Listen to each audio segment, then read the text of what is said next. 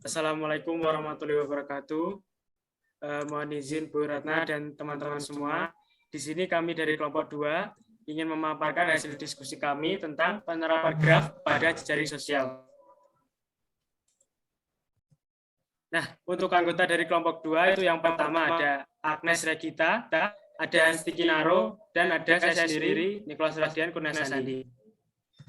Nah, untuk materi yang pertama akan disampaikan oleh teman saya, Agnes. Silakan.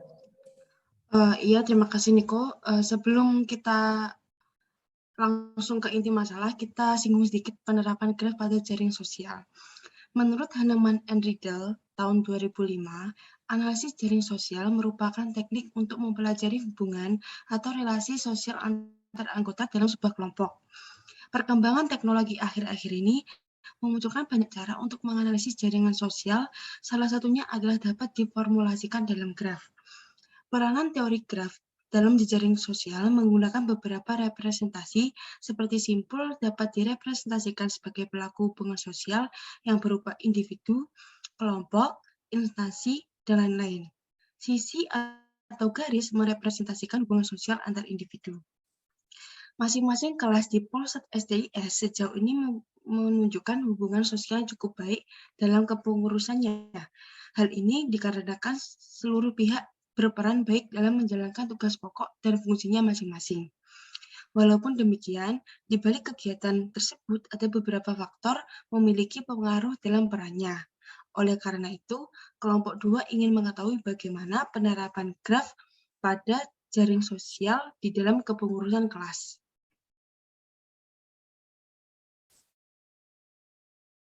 Selanjutnya, nah, sebelum itu kita singgung dikit mengenai elemen-elemen dalam graf.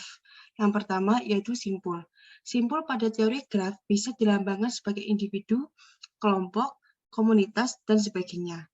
Yang kedua, sisi. Sisi dilambangkan sebagai hubungan antar individu. Misalnya, apabila ada sisi antara A dan B, berarti mereka sudah saling berkenalan. Manfaat sisi pada graf pada analisis jaring sosial ini lebih mendalam pada graf berbobot. Yang ketiga yaitu bobot. Bobot pada sisi digunakan sebagai berbagai ukuran dalam analisis jaring sosial. Ukuran tersebut bisa kedekatan, tingkat permusuhan, prestis, tingkat kecintaan, dan sebagainya. Yang terakhir yaitu derajat. Seperti derajat pada teori graf, derajat pada analisis jaring sosial juga merupakan jumlah hubungan kesimpulan. Di sini bisa disebut sebagai jumlah masing-masing pengurus yang berhubungan langsung. Selanjutnya. Nah, ini adalah graf yang kelompok 2 ambil, yaitu tentang kepengurusan kelas. Yang mana di sini ada ketua yang berhubungan langsung oleh bendahara, wakil ketua, sekretaris, dan masing-masing PC matkul. Selain itu, masing-masing PC matkul ini juga berhubungan langsung oleh masing-masing dosen matkulnya. Selanjutnya, wakil bendahara berhubungan langsung dengan bendahara, wakil sekretaris berhubungan langsung dengan sekretaris, dan wakil ketua berhubungan langsung dengan bendahara dan sekretaris. Selanjutnya akan dijelaskan oleh teman saya, Hans. Oke, baik. Jadi ada beberapa pengukuran yang dapat kita lakukan dalam analisis jaring sosial. Nah, yang pertama itu adalah kantaran. Selanjutnya, Niko. Jadi kantaran itu adalah pengukuran sentralitas suatu simpul. Nah, kantaran ini bisa sebagai simpul kekuatan atau pengaruh suatu individu dalam jaring sosial. Kantaran individu X ini secara matematis adalah perbandingan antara jalan terpendek antar semua anggota jejaring yang melewati X dibandingkan jalan terbentuk antar semua individu yang ujungnya bukan X. Oke. Nah, bobot pada graf sebelumnya adalah derajat kedekatan atau mudahnya berkomunikasi antara individu yang terhubung pada sisi tersebut. Misal, ketua itu lebih dekat dengan wakil ketua daripada para PJ, karena bobot sisi antara individu tersebut lebih tinggi. Nah, maka jalan terpendek yang dimaksud di sini harus diubah dahulu, karena makin dekat antara individu artinya makin pendek. Bobot pada sisi graf tersebut harus dibagi dulu. Baru kita bisa menentukan jalan terpendek antara individu. Pembalikan bobot ini sering digunakan dalam analisis jaring sosial. Selanjutnya, Niko. Nah, contohnya kita akan menghitung keantaraan dari PJ Alpro. Jadi yang ditandai dengan PAL. Nah, pembilang pada persamaan keantaraan untuk PAL adalah 18, didapat dari jumlah jalan terpendek dari 190 jalan terpendek yang melewati PAL, namun PAL bukan ujungnya. Bisa kalian lihat di kanan. Nah, penyebabnya itu ada 171, yaitu jumlah jalan terpendek yang ujungnya bukan PAL. Artinya, keantaraan PAL itu adalah sebagai berikut. 18 dibagi 171 sama dengan sekitar 0,105. Selanjutnya, Niko. Nah, di kanan adalah perhitungan dari seluruh komponen dari graf tersebut. Nah, kita dapat lihat bahwa ketua itu memiliki keantaran yang paling tinggi di antara anggota yang lain. Dan para penanggung jawab memiliki keantaran yang lebih tinggi di antara anggota yang lain, namun masih lebih kecil dibandingkan keantarannya ketua. Nah, misal ketua kelas ingin berkomunikasi dengan dosen matematika diskrit, maka perlu PJ-nya sebagai perantara. Atau misalnya wakil bendahara ingin berkomunikasi dengan wakil ketua, maka perlu bendahara sebagai perantaranya. Nah, apa fungsi dari perhitungan keantaran ini pada analisis jaringan sosial? Nah, keantaran ini bisa sebagai derajat kekuatan atau pengaruh suatu individu pada jaring sosial. Nah, bayangkan apabila ketua kelas hilang dari jaring sosial itu, maka tiap individu pada jaring sosial sulit untuk berkomunikasi satu sama lain, karena ketua adalah perantara yang hebat dalam jaring tersebut. Contohnya, Niko. Nah, perhitungan kedua adalah kedekatan. Lanjut, Niko. Nah, kedekatan yang dimaksud pada bagian ini bukanlah kedekatan antar simpul seperti dibicarakan pada bagian-bagian sebelumnya, yaitu bobot sisi. Kedekatan ini tidak diasosiasikan pada sisi, tapi pada simpul.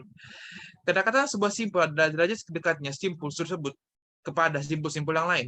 Nah, derajat individu dalam jaring sosial memang mengartikan individu tersebut banyak kenal dengan orang lain, namun belum tentu dekat dan mengetahui detail orang anggota lain tersebut. Jadi, Niko? Secara matematis, kedekatan adalah sebagai berikut. Nah, DG adalah jarak geodesi dari V ke T. Yang dimaksudkan jarak geodesi ini sebenarnya adalah jumlah bobot dari sisi yang menghubungkan V dan T pada jarak terdekat. N adalah jumlah seluruh simpul. Inti dari rumus di atas itu adalah kebalikan antara rata-rata jarak V ke seluruh simpul lain. Artinya, bila rata-rata jarak V dengan simpul lain besar, maka kedekatan tersebut kecil, dan sebaliknya. Jadi, Niko? Nah, jadi mari kita uji sebelumnya. Oke, mari kita uji graf sebelumnya itu dengan mengecek siapakah yang paling dekat dengan orang-orang lain. Sekali lagi kita harus membalikkan bobot di graf tersebut karena bobot tersebut merupakan nilai kemudahan berkomunikasi dan bukan jarak. Jadi adalah seluruh perhitungan yang telah saya lakukan dan bisa kalian lihat kedekatannya pada kolom yang paling kanan. Lanjut, Niko. Nah, kita dapat lihat bahwa ketua kelas itu memiliki kedekatan yang paling tinggi dibandingkan yang lain. Karena bobot dalam graf sampel kita adalah kemudahan berkomunikasi, bisa diartikan bahwa ketua kelas paling mudah berkomunikasi dengan anggota jaring sosial lainnya. Sedangkan para dosen memiliki kedekatan yang paling rendah, yang berarti paling sulit untuk berkomunikasi dengan anggota lainnya. Jelas kita lihat pada graf, para dosen itu harus berhubungan dengan para PJ dulu untuk berkomunikasi dengan anggota lainnya. Oke, selanjutnya akan dilanjutkan kepada Niko. Jadi Niko, silakan. Baik, terima kasih ya. Baik, untuk yang selanjutnya adalah derajat. Istilah derajat pada teori graf juga diaplikasikan pada analisis jejaring sosial. Arti dari derajat adalah jumlah hubungan simpul ke simpul lain secara langsung. Pada graf tersebut, dapat dilihat bahwa para dosen memiliki derajat 1, para penanggung jawab mata kuliah memiliki derajat 2, bendahara dan sekretaris memiliki derajat 2, wakil bendahara dan wakil sekretaris memiliki derajat 1, ketua kelas memiliki derajat 10, dan wakil ketua memiliki derajat 3. Derajat pada analisis jejaring sosial digunakan sebagai tingkat popularitas atau keselebritian seseorang. Makin tinggi derajat suatu simpul, maka makin banyak kenalan individu yang direpresentasikan simpul tersebut. Pada graf tersebut, ketua kelas memiliki derajat yang paling tinggi, yaitu 10. Tingginya derajat ini dibutuhkan dalam analisis jejaring sosial sebagai ukuran orang yang populer, punya banyak koneksi, dan kenalan. Bisa juga individu yang derajatnya tinggi adalah orang yang aktif dalam bersosialisasi. Nah, Berikut adalah graf yang menampilkan derajat tiap-tiap simpulnya. Bisa kita lihat bahwa ketua kelas berderajat 10 dan lain-lainnya. Nah, dari penjelasan-penjelasan yang sudah disampaikan tadi, dapat kita simpulkan dengan menerapkan graf pada jejaring sosial dapat memudahkan kita dalam menganalisis hubungan antara elemen atau individu dalam jejaring sosial, seperti pengaruh individu terhadap hubungan suatu kelompok, banyaknya relasi atau kenalan suatu individu, dan tingkat popularitas individu dalam suatu kelompok.